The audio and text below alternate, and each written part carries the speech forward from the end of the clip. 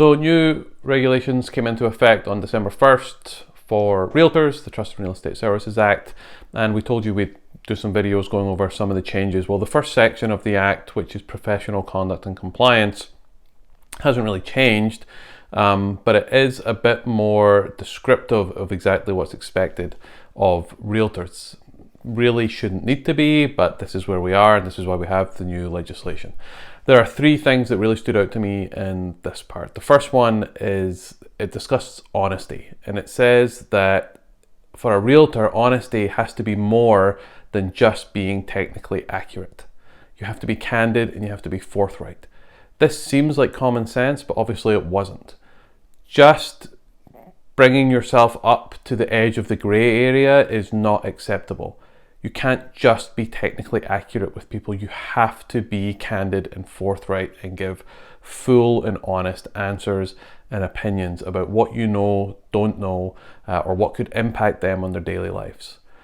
The other one, which just blows my mind, which it isn't, but it's in there, is the statement that clients' interests must come first. It's not what's good for me first, it's what's good for the client, and are we acting on their best interest. That really shouldn't need to be said, but here we are. And then the last one, which stands out to me, especially in London, because we get agents from all over coming to work here, which in theory is fine, and I'm happy to work with competent areas from other areas, but competence is talked about in this legislation.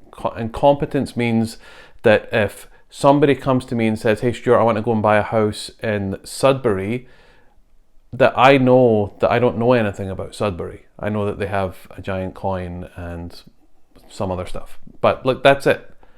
What I do know though is I know Royal LePage agents who work there who are competent in that area, and that's who I should be connecting with them with. It connects back to clients' interests come first. It's not what's good for me to go and do a deal in Sudbury, it's what's good for the client. I'm competent enough to know that I need to find somebody in Sudbury to help them. This shouldn't be hard for people, but here we are. So if you are trying to buy a house in London and you are using a realtor from Toronto, then ask yourself, do they know what they're doing?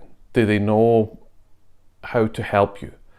Because what I know now in this market right now is there are a lot of people trying to sell their homes who used an out-of-town agent, paid way more than any other house had ever been sold for in that neighbourhood, and now they can't get their money back. Just some things to think about.